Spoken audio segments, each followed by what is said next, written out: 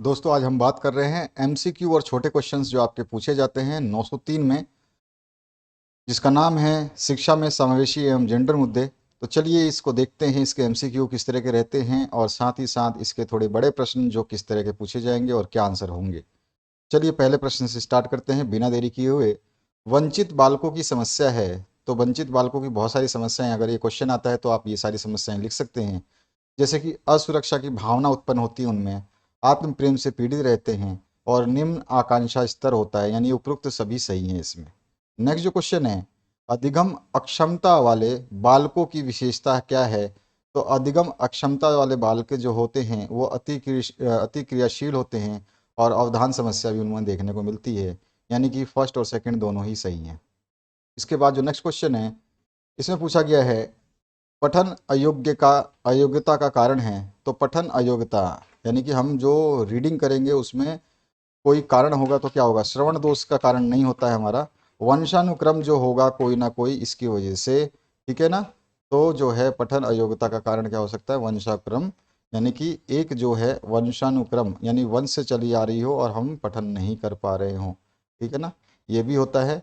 इसके अलावा जो नेक्स्ट क्वेश्चन है आपका, इसमें पूछा गया है पुरुषत्व का सकारात्मक पक्ष जो है आपको बताना है। तो पुरुषत्व का सकारात्मक पक्ष क्या होगा, तो इसका सही आंसर हो जाएगा परिवार के प्रति समर्पण। पुरुषत्व का सकारात्मक यानी पॉजिटिव चीज जो होगा वो क्या करेगा, परिवार का पुरुष जो है परिवार के प्रति समर्पित रहेगा, ठीक है। इसके बाद जो नेक्स्ट क्वेश्चन है, इसमें पूछा गया है समूह भावना का विकास तीव्र गति से होता है, कहाँ पर होता है। तो समूह भावना का सबसे ज़्यादा तीव्र गति से विकास जो होता है वो विद्यालय में होता है। डिटेल क्वेश्चंस आंसर्स के लिए ये वाला वीडियो देखना मत भूलना, शिक्षा में समावेशी एवं जेंडर मुद्दे, वन शॉट वीडियो है, ऑलरेडी अवेलेबल करा दिया गया था आपके एग्जाम स्टार्ट होने से पहले, तो इसको ज़रूर देख लेना। प्लेलिस्ट आपके सामने, ये वीडियो एंड होगी तो भी आएगी, वीडियो के डिस्क्रिप्शन में भी आपको प्लेलिस्ट मिलती है, और अगर आप प्लेलिस्ट देखना जानते हैं तो आप वहाँ से भी सर्च कर सकते हैं। नेक्स्ट जो क्वेश्चन है ये आपके इंग्लिश मीडियम के विद्यार्थियों के लिए है, जो इंग्लिश मीडियम के विद्यार्थी है, जो मैंने ऊपर आंसर बताए हैं वही है यहाँ पर, ठीक है ना। तो यहाँ पर चलिए आगे नेक्स्ट जो करते हैं क्वेश्चन उसकी बात करते हैं, ठीक है।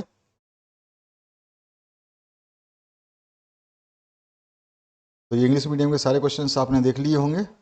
अब बात करते हैं नेक्स्ट क्वेश्चन की, जिसमें पूछा गया दिए गए शब्दों में से सही उत्तर चुन करके रिक्त स्थानों की पूर्ति करना है। आपके ऑप्शन आ भी सकते हैं, नहीं भी आ सकते हैं।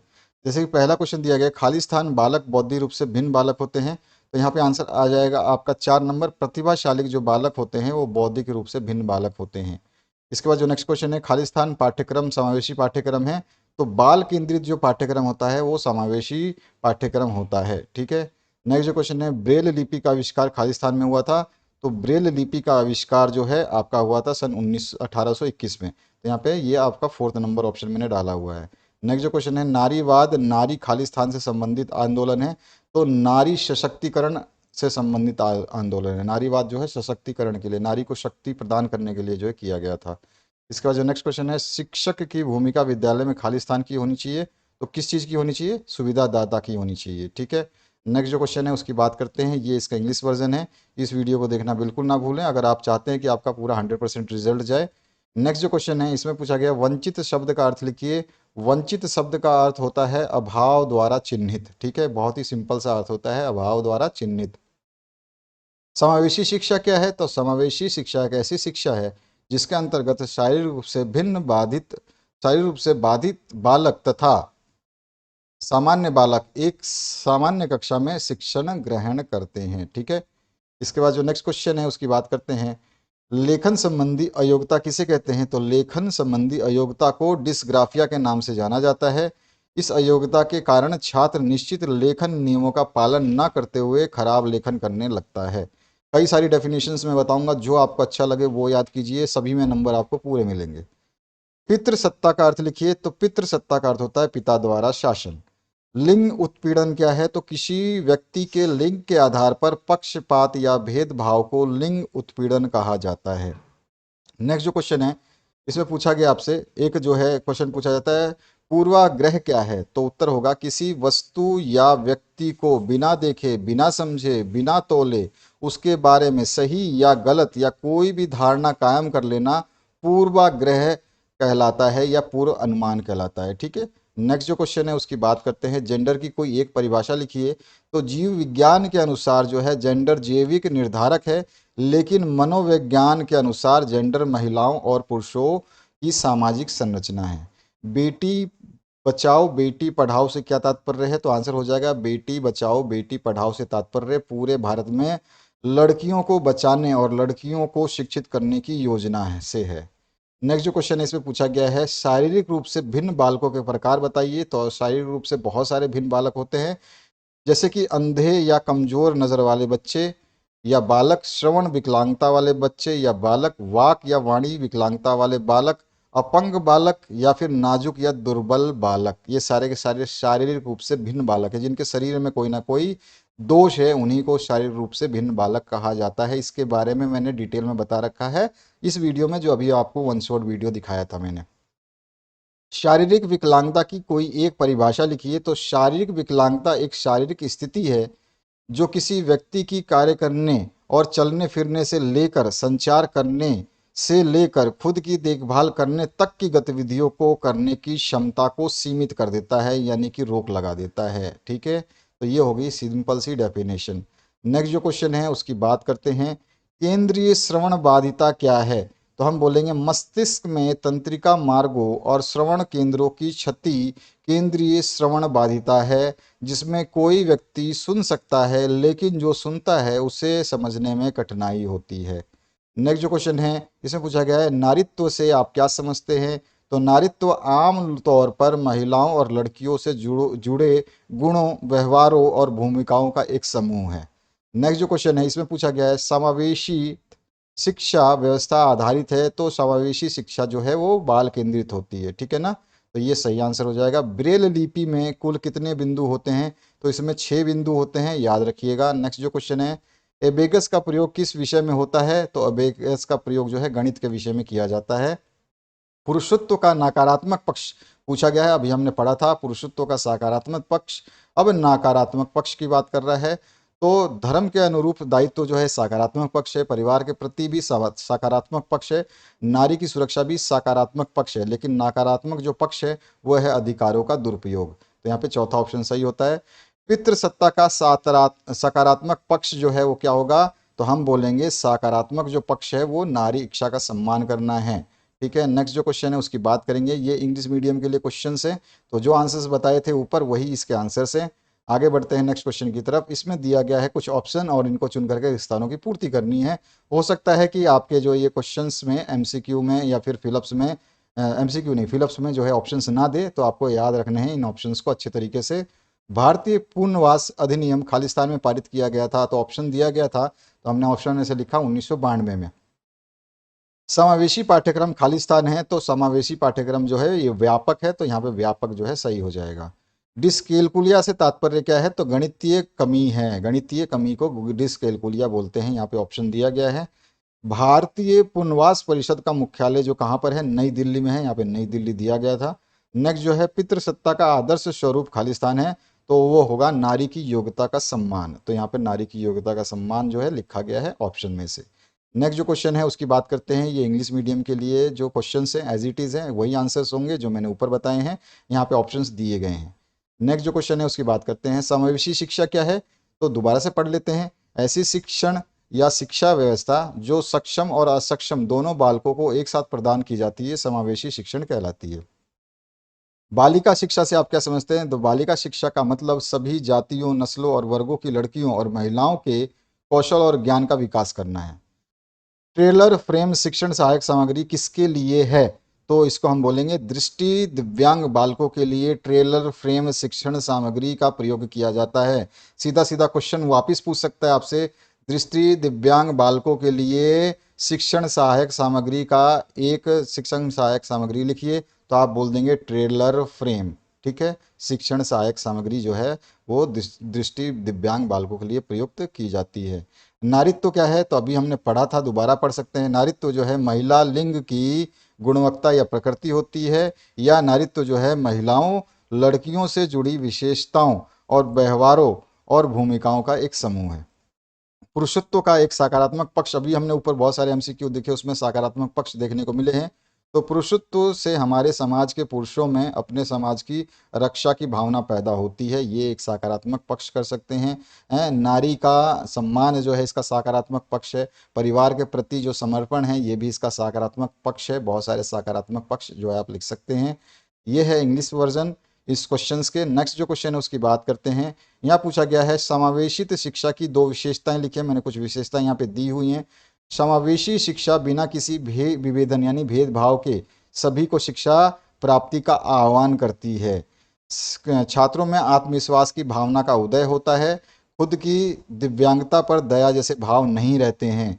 समावेशी शिक्षा अपंग बालकों को उनके व्यक्तिगत अधिकारों के रूप में स्वीकार करता है और समावेशी शिक्षा विशिष्ट बालकों या बच्चों को आत्मनिर्भर बनाकर उन्हें समाज की मुख्य धारा से जोड़ता है। ये सारी की सारी विशेषताएं, इसमें से आपको दो लिखनी है।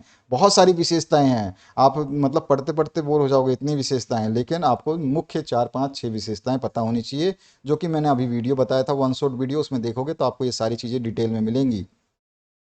यहाँ पूछा गया है बालिका शिक्षा में आने वाली कोई दो समस्याएं लिखिए। तो सामाजिक असमानता एक समस्या है, दूसरा है सुरक्षा की स्थिति और तीसरा है रूढ़िवादी सोच। इसके बारे में हम लिख सकते हैं सामाजिक असमानता में समाज में स्त्री पुरुष को एक नज़र से नहीं देखा जाता। दूसरी जो समस्या है उसमें बोल सकते हैं सुरक्षा की स्थिति, बालिकाओं की सुरक्षा की स्थिति भी इतनी सुदृढ़ नहीं है।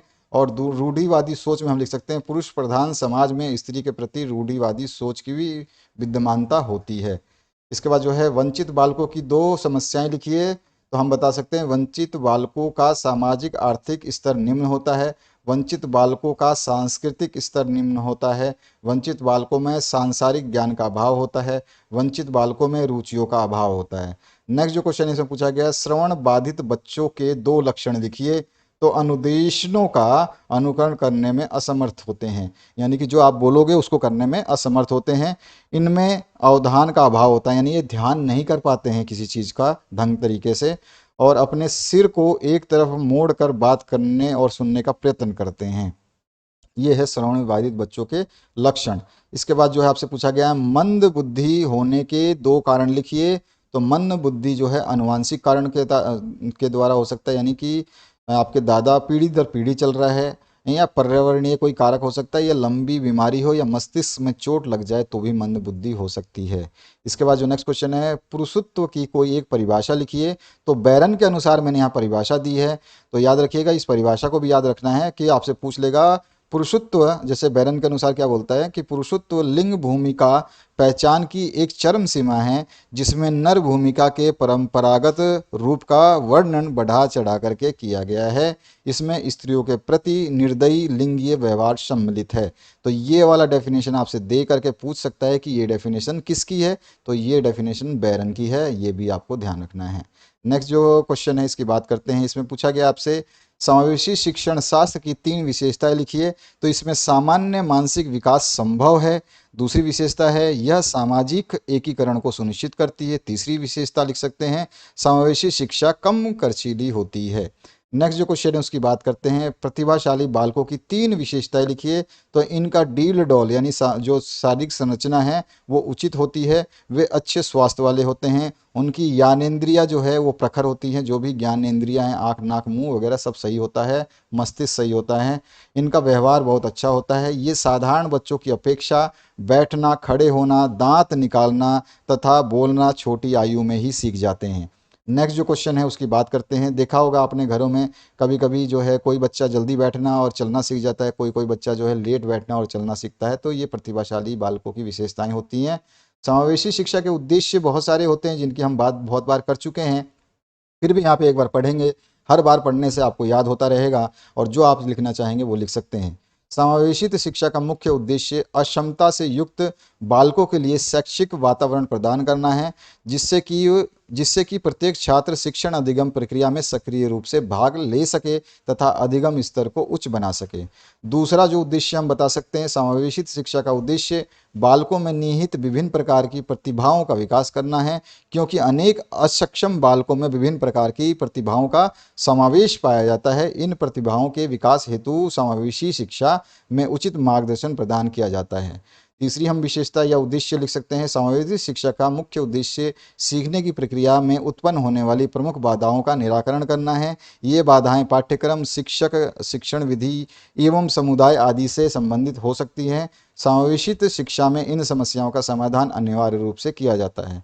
इसके बाद जो नेक्स्ट क्वेश्चन है उसकी बात करते हैं। इसमें बोला गया है पुरुषत्व का नकारात्मक पक्ष आपको बताना है। तो नारी स्वतंत्रता का अभाव होता है, पुरुषों का जो है उसमें डील डॉल होता है, मतलब उनका समर्थन ज़्यादा किया जाता है। नेक्स्ट जो है समूह भावना का विकास तीव्र गति से होता है, तो सबसे ज़्यादा होता है विद्यालय में। नेक्स्ट जो क्वेश्चन है शिक्षा की आधुनिक धारणा क्या है, तो शिक्षा की आधुनिक धारणा जो है वो है समावेशी शिक्षा। नेक्स्ट जो क्वेश्चन है इसमें पूछा गया गणितीय विकलांगता का कारण है, तो तंत्रिका तंत्र पे चोट जो है गणितीय विकलांगता का एक कारण है इन सभी में से। इसके बाद जो नेक्स्ट क्वेश्चन इसमें पूछा गया है शैक्षिक लब्धि का सूत्र है, यानी कि आपका बुद्धि लब्धि का जो सूत्र होता है उसी तरह से आपका शैक्षिक लब्धि का भी सूत्र होता है। इसमें शैक्षिक आयु बटे में वास्तविक आयु गुणा में 100 होता है। बुद्धि लब्धि का सूत्र होगा तो बौद्धिक आयु बटे में वास्तविक आयु होता है। यहाँ पे शैक्षिक की जगह बौद्धिक आ जाता है, बस इतना फर्क होता है, याद रखिएगा। ये फॉर्मूले को पूछ भी लेगा, ऑप्शन में भी दे सकता है और आपको ऑप्शन नहीं भी दे सकता है, केवल डायरेक्ट पूछ सकता है शैक्षिक लब्धि का सूत्र लिखिए या बौद्धिक लब्धि का सूत्र लिखिए। तो बौद्धिक जहाँ पूछेगा वहाँ बौद्धिक लिख देना है शैक्षिक की जगह, जहाँ शैक्षिक पूछेगा वहाँ शैक्षिक लिख देना है। इसके बाद जो नेक्स्ट क्वेश्चन है उसकी बात करते हैं। ये इंग्लिश मीडियम के लिए वही क्वेश्चन है जिसका हमने आंसर डिस्कस किए हैं। डिटेल वीडियो इस माध्यम से आप देख सकते हैं, पूरा का पूरा डिटेल सोल्यूशन आपको इसमें मिलेगा अच्छी तरीके से समझाया हुआ। तो इस वीडियो को देखना ना भूलें, ऑलरेडी प्लेलिस्ट में अवेलेबल है, प्लेलिस्ट हर वीडियो के एंड में आता है, या फिर आप डिस्क्रिप्शन में जा करके भी प्लेलिस्ट के लिंक को टिक कर सकते हैं और वहाँ से आप सीधे प्लेलिस्ट में चले जाएंगे। तो ये है आपके सारे के सारे MCQs जो पूछे गए थे अभी ऊपर, हमने इसका आंसर देखा था। नेक्स्ट जो क्वेश्चन है उसकी बात करते हैं। यहाँ पर जो है कुछ शब्द दिए गए हैं जिनको चुन करके आपको रिक्त स्थानों की पूर्ति करनी है। पठन अयोग्यता का कारण खाली स्थान है, तो हम बोलेंगे पठन अयोग्यता का कारण जो है वो है श्रवण दोष। ठीक है, पठन अयोग्यता का कारण जो है वो है श्रवण दोष। ठीक है, नेक्स्ट जो क्वेश्चन है इसमें हम बोलेंगे, पूछा गया हमसे मंद बुद्धि बालकों की बुद्धि लब्धि खाली स्थान से कम होती है, तो 70 से कम होती है। मंद बुद्धि बालकों की बुद्धि लब्धि 70 से कम होती है। नारीवाद नारी का खाली स्थान से संबंधित प्रक्रिया है, तो हम बोलेंगे नारी अधिकारों से संबंधित प्रक्रिया है, यानी चौथा ऑप्शन सही हो जाएगा। इसके बाद जो है खाली स्थान बाल मौखिक संचार में भिन्न बालक है, तो हम बोलेंगे इसमें वाक क्षति युक्त बालक, मौखिक मौखिक मतलब बात करना और वाक मतलब बात करना, तो यहाँ पर इसी का आंसर आएगा। पांचवा क्वेश्चन है समावेशी पाठ्यक्रम की विशेषता क्या है, तो पांचवा बिल्कुल सही है, विविधता। इसमें समावेशी शिक्षा में विविधता पाई जाती है। नेक्स्ट जो क्वेश्चन है उसकी बात करते हैं, ये इसका इंग्लिश वर्जन है। इस वीडियो को बिल्कुल देखना ना भूलें, ठीक है, इसमें सब कुछ आपको मिलेगा जिसकी आपको आवश्यकता है। नेक्स्ट जो क्वेश्चन है उसकी बात करते हैं। तो यहाँ पूछा गया ब्रेल लिपि के आविष्कारक का नाम बताना है, तो उनका नाम है लुई ब्रेल और 1821 में जो है इस लिपि का आविष्कार हुआ था, ये ध्यान रखिएगा। पुरुषत्व का अर्थ लिखिए, पुरुषत्व पुरुषों और लड़कों से जुड़े गुणों, व्यवहारों और भूमिकाओं का एक समूह है। लिंग भेद क्या है, तो लिंग भेद किसी व्यक्ति के लिंग के आधार पर पक्षपात या भेदभाव को कहा जाता है। जेंडर शब्द का अर्थ बताइए, तो महिलाओं, पुरुषों, लड़कियों और लड़कों की सामाजिक रूप से निर्मित विशेषताओं को जेंडर कहते हैं। पर बहुत सारी मैंने जेंडर की परिभाषाएं बताई हैं, जो आपको अच्छा लगता है उसको याद कीजिए, सभी में नंबर आपको पूरे मिलेंगे। समावेशी पाठ्यक्रम क्या है, समावेशी पाठ्यक्रम सार्वभौमिक होता है। इसका उद्देश्य विभिन्न या विशिष्ट उसका उद्देश्य विशिष्ट समूहों के छात्रों सहित सभी अन्य छात्रों के अनुभव, कौशल और उपलब्धि में सुधार करना होता है। इसके बाद जो नेक्स्ट क्वेश्चन है उसकी बात करते हैं। इंग्लिश मीडियम के लिए क्वेश्चन है। इसमें पूछा गया है मनोसामाजिक रूप से भिन्न बालकों के प्रकार लिखिए। बहुत सारे बालक आते हैं जिसमें हमें मनोसामाजिक रूप से भिन्न बालकों को बताना है, तो इसमें हम कोई भी 4 प्रकार लिख सकते हैं। अच्छे प्रकार जो 4 होते हैं, इसमें होते हैं आपके 4, मतलब मनोसामाजिक रूप से मेन रूप से जो है 4 ही प्रकार होते हैं। संवेदात्मक रूप से अशांत बालक, ठीक है। दूसरा है सामाजिक रूप से कम संयोजित बालक, ठीक है, सामाजिक रूप से कम संयोजित बालक, और समस्यात्मक बालक और अपराधी बालक। ये 4 प्रकार के मनोसामाजिक रूप से भिन्न बालक के प्रकार होते हैं। विशिष्ट बालकों की कोई 2 विशेषताएं लिखिए। तो विशिष्ट बालकों की विशेषताओं में हम बताएंगे कि जो है आपका पहला आ जाएगा, विशिष्ट बालकों के गुण तथा स्वरूप बुद्धि लब्धि सामान्य बालकों से अधिक होती है। विशिष्ट बालक हमेशा शारीरिक, मानसिक और सामाजिक और भावनात्मक रूप से एक दूसरे से हमेशा भिन्न होते हैं। विशिष्ट बालकों को सोचने, समझने, विचार करने की शक्ति अन्य बालकों से अधिक होती है। विशिष्ट बालकों का विकास सामान्य बालकों की अपेक्षा तीव्र होता है। विशिष्ट बालक किसी न किसी मुख्य विशेषता के कारण पहचाने जाते हैं। लेखन अयोग्यता क्या है? तो लेखन अयोग्यता सीखने की अक्षमता है, जिसमें रचना, वर्तनी, विराम चिन्ह, व्याकरण और हस्तलेखन की समस्याएं शामिल हो सकती हैं। नेक्स्ट जो है, रिक्त स्थानों की पूर्ति दिए गए शब्दों में से सही शब्द चुन करके कीजिए। तो यहाँ पर रिक्त स्थानों की पूर्ति यहाँ पे दिया गया है, करना है, और ये कुछ ऑप्शंस दिए गए हैं जिसमें से आपको चूज करना है। जैसे कि पहला प्रश्न पूछा गया है, पूर्ण श्रवण बाधित बच्चे की श्रवण बाधिता खाली स्थान डीबी होती है। तो यहाँ से ऑप्शंस चूज करके आपको बताना था। तो आंसर हो जाएगा इसमें पूर्ण श्रवण बाधित बच्चे की श्रवण बाधिता जो है 90 डीबी होती है, 90 डीबी यहाँ पे आंसर लिखा हुआ है। नेक्स्ट जो है, मानसिक मंद बुद्धि बालक की बुद्धि लब्धि खाली स्थान होती है तो 70 से कम होती है, यहाँ पे ऑप्शन लिखा हुआ है 70 से कम। इसके बाद में विशिष्ट बालकों की शिक्षा हेतु नवीन विधियां खाली स्थान के द्वारा दी गई थी। तो विशिष्ट बालकों की शिक्षा हेतु नवीन विधियां जो है वो हेलन केलर के द्वारा दी गई थी। तो यहाँ पे आएगा हेलन केलर। इसके बाद जो नेक्स्ट क्वेश्चन है, इसमें पूछा गया है डिस्ग्राफिया का लक्षण खाली स्थान है। तो डिस्ग्राफिया का लक्षण जो है अपठनीय लेखन से संबंधित है। ठीक है, तो ये वाला ऑप्शन आएगा आपका यहाँ पर। इसके बाद में यहाँ पूछा गया है, डोबोवान ने नारीवाद सिद्धांतों को खाली स्थान भागों में बांटा है। तो डोबोवान ने नारीवाद सिद्धांतों को 5 भागों में बांटा है। तो यहाँ पर पहला जो ए ऑप्शन है ना, ये आएगा सही, पांचवा, ये 5 लिखा है ना, ये वाला ऑप्शन सही आएगा, 5 भागों में बांटा है। तो इसी का इंग्लिश वर्जन यहाँ पे दिया है, जिसके ऑप्शंस मैंने यहाँ पे भर दिए हैं। अब बात करते हैं नेक्स्ट जो आपका क्वेश्चन है उसकी। तो मौखिक संचार में भिन्न बालकों के प्रकार लिखिए। तो मौखिक जो मुंह से बोलते हैं उनके भिन्न बालक बताने हैं। तो इसमें वाक छट्टी युक्त बालक आएगा और भाषा विकलांग बालक आएगा। ठीक है, ब्रेल लिपि में कितने अक्षर और चिन्ह होते हैं? तो 64 अक्षर और चिन्ह होते हैं। वाणी दोष का कोई एक कारण लिखिए। तो गलत उच्चारण का अनुकरण, तुतलाना, अनुवांशिकता, ये सारे के सारे वाणी दोष के कारण हैं। किसी एक के बारे में आपसे पूछा है। नेक्स्ट जो क्वेश्चन है उसकी बात करते हैं, पाठ्यचर्या से क्या आशय है? तो हम फ्रॉबेल के अनुसार बोल रहे हैं। फ्रॉबेल ने कहा है पाठ्यचर्या को मानव जाति के समस्त ज्ञान और अनुभव का सार समझना चाहिए। नेक्स्ट जो है, नारीत्व क्या है? तो नारीत्व आमतौर पर महिलाओं और लड़कियों से जुड़े गुणों, व्यवहारों और भूमिकाओं का समूह है। ठीक है, इसके बाद आइए नेक्स्ट क्वेश्चन देखते हैं। भारतीय कक्षाओं में असमानता का कारण है। तो राजनीतिक प्रभाव, क्षेत्रीय आवश्यकताएं और सामाजिक प्रभाव, इन सभी के कारण जो है भारतीय कक्षाओं में असमानता देखने को मिलती है, यानी कि उपरोक्त सभी सही हैं। भारतीय पुनर्वास परिषद की स्थापना जो है 1992 में हुई थी। दृष्टि दोष का कारण क्या है? तो आंखों में संक्रमण भी एक कारण है, और विटामिन ए की कमी से दृष्टि दोष होती है। तो ए भी इसमें शामिल होगा, यानी ए और बी दोनों शामिल होंगे। तो आपको ये भी पता होना चाहिए कि किस विटामिन की कमी से दृष्टि दोष हो सकता है। तो विटामिन ए की कमी से हो सकता है। पुरुषत्व का सकारात्मक पक्ष है तो नारी योग्यता पर संदेह, सॉरी नकारात्मक पक्ष है तो वो नकारात्मक पक्ष क्या है? नारी योग्यता पर संदेह। बाकी जो सकारात्मक पक्ष है वो नारी की सुरक्षा है, परिवार के प्रति समर्पण जो है, ये सकारात्मक पक्षों में गिना जाता है। जो सही है पुरुष के नज़रिए से, जो सही है परिवार के प्रति या नारी के प्रति, वो होता है सकारात्मक पक्ष, और पुरुष के नज़रिए से जो सही नहीं है वो होता है नकारात्मक पक्ष, जैसे नारी योग्यता पर संदेह करना, ठीक है ना, नागरिक जागरूकता अभियानों को टालना, रोकना, इस तरह का पुरुषत्व के नकारात्मक पक्ष होते हैं ये। स्त्री पुरुष की विविध गतिविधियों से संबंधित क्या है? वो है जेंडर। ठीक है, तो यहाँ पे इसका आंसर हो जाएगा।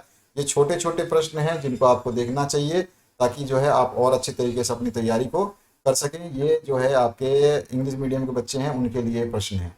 तो ये बच्चे जो है इंग्लिश मीडियम के बच्चे जो है जरूर इनको देखें। आगे देखिए, ये वाला जो वीडियो है इसको अच्छे तरीके से एक बार देख लेना, ताकि आप पूरा का पूरा बढ़िया स्कोर कर पाओ। जो हम वीडियोस दे रहे हैं वो आपके लिए रामबाण का काम करेंगे। 100% रिजल्ट की पूरी संभावना है अगर आप सारे वीडियोस को पढ़ते हैं, देखते हैं, समझते हैं तो।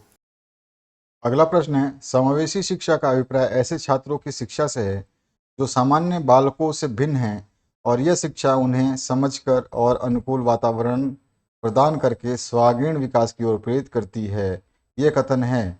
तो यहाँ पर आंसर हो जाएगा श्रीमती राजकुमारी शर्मा का ये कथन है। यहाँ पे ऑप्शन दिए गए हैं, आंसर होगा श्रीमती राजकुमारी शर्मा। समावेशन का क्या अर्थ है? तो यहाँ पे बहुत सारे ऑप्शंस दिए गए, तो यहाँ पर जो है समावेशन का अर्थ होगा किसी व्यवस्था का अंग होना, यानी कि ए ऑप्शन जो है आपका करेक्ट हो जाता है। नेक्स्ट जो क्वेश्चन है इसमें पूछा गया है समावेशी शिक्षा की आवश्यकता है। तो समावेशी शिक्षा की आवश्यकता संवैधानिक उत्तरदायित्व का निर्वाह करने के लिए भी है, शिक्षा की सर्वव्यापता के लिए भी है, शिक्षा स्तर को बढ़ाने के लिए भी है, यानी कि उपरोक्त सभी सही है। इसके बाद में जो नेक्स्ट क्वेश्चन इसे पूछा गया है, बहिष्करण होता है तो जेंडर के आधार पे भी होता है, वर्ग के आधार पे भी होता है, विशेष आवश्यकता वाले बच्चों के आधार पर भी होता है, उपरोक्त सभी सही है।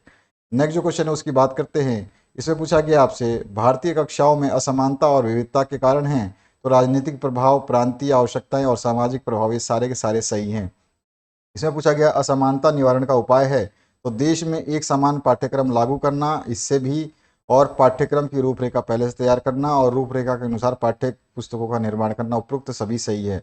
समावेशी शिक्षा में बाधक है, तो समावेशी शिक्षा में जो शैक्षिक समस्याएं हैं यही बाधक का कार्य करती हैं, बाकी सामाजिक उन्नति, कार्यक्रम का नियोजन ये सब नहीं आएगा, तो शैक्षिक समस्याएं इसका सही आंसर होगा। स्थानीय स्तर पर विशेष शिक्षा का दायित्व है, तो यहाँ पे ऑप्शंस दिए गए हैं, उत्तरदायित्व का निर्धारण, बालकों की पहचान, अध्यापकों का चुनाव या उपरोक्त सभी। शारीरिक अक्षमता वाला बालक है, तो इसमें जो है शारीरिक यानी शरीर के हिसाब से जो अक्षम है उसकी बात कर रहे हैं, असक्षम है उसकी बात कर रहे हैं। अंधे व बहरे बालक जो है वो शारीरिक अक्षमता वाले बालक होंगे, यहाँ पे ब ऑप्शन सही होगा। विशेष आवश्यकता वाले बच्चों की पहचान होती है, तो बुद्धि लब्धि से भी की जा सकती है, संवेदनात्मक अस्थिरता से भी की जा सकती है और दैहिक कमी से भी की जा सकती है, उपरोक्त सभी सही हैं इसमें। इसके बाद जो नेक्स्ट क्वेश्चन है अधिगम असमर्थता की समस्या होती है, तो इसमें अधिगम असमर्थता की जो समस्या होती है इसमें क्या होती है, संवेदनात्मक आवेग की कमी। अधिगम असमर्थता यानी किसी चीज को ग्रहण करने की असमर्थता किस पे होती है, तो सुनने और लिखने की कमी को जो है अधिगम असमर्थता की समस्या जो है उसको बोला जाता है, ठीक है ना। सुनने और लिखने की कमी जो है यह अधिगम असमर्थता की समस्या होती है। यहाँ पे 100 ऑप्शन करेक्ट हो जाएगा। नेक्स्ट जो क्वेश्चन है उसकी बात करते हैं। यहाँ पे पूछा गया आपसे बालक के अपराधी होने का सर्वाधिक मुख्य कारण क्या है, तो अनुशासनहीनता सबसे प्रमुख कारण माना जाता है। और विकलांग बालक में किस प्रकार की भावना घर कर जाती है, तो हम बोलेंगे कि विकलांग बालक में आत्मदैन्य की भावना घर कर जाती है।